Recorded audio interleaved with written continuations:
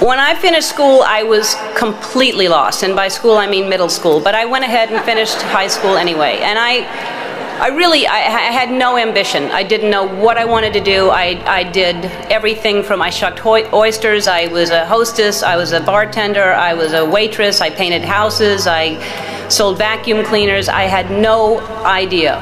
And I thought I'd just finally settle on some job and I would make enough money to pay my rent, maybe have basic cable, maybe not. I didn't really have a plan. My point is that by the time I was your age, I really thought I knew who I was, but I had no idea. Like, for example, when I was your age, I was dating men.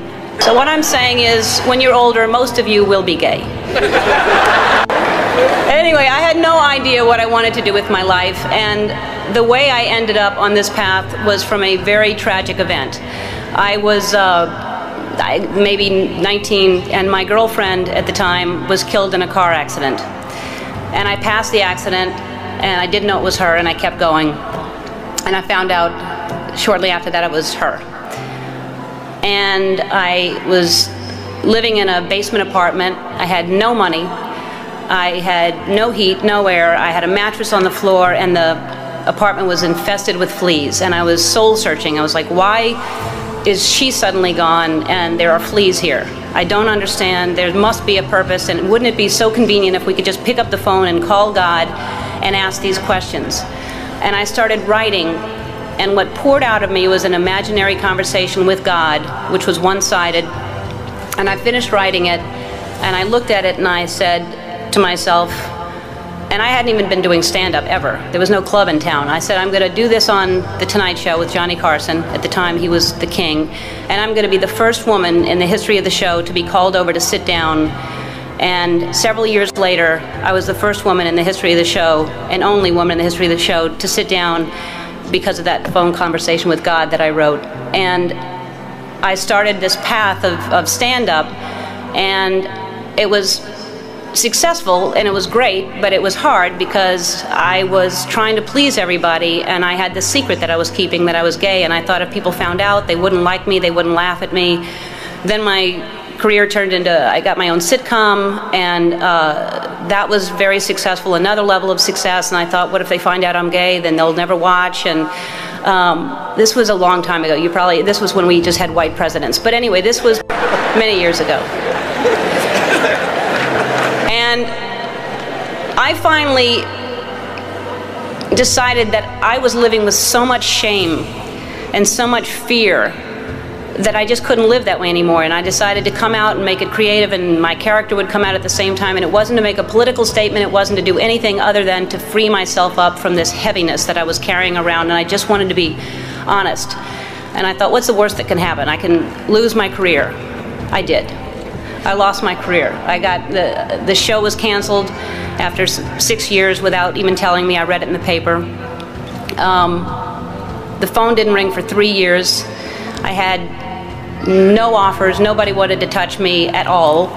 And yet I was getting letters from kids that almost committed suicide but didn't because of what I did. And I realized that I had a purpose, and it wasn't just about me, and it wasn't about celebrity, but I felt like I was being punished, and it was a bad time. I was angry, I was sad, and then I was offered a talk show. And the people that offered me the talk show tried to sell it, and most stations didn't want to pick it up. Most people didn't want to buy it because they thought nobody would watch me.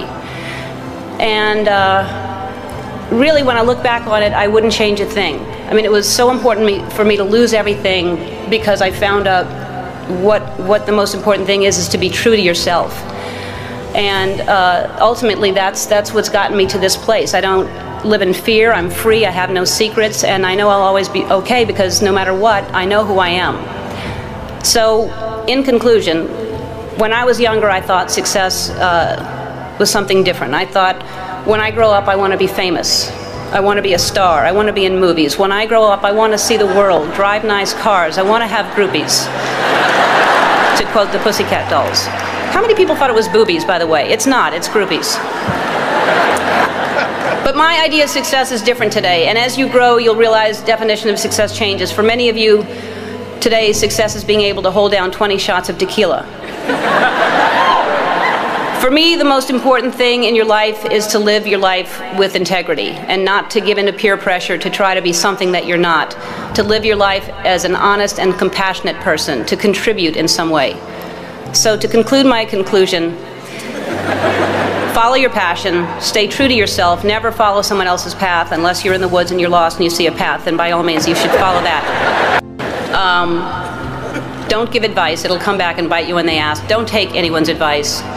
So my advice to you is to be true to yourself and everything will be fine. And I know that a lot of you are concerned about your future, but there's no need to worry. The economy is booming, the job market is wide open, the planet is just fine.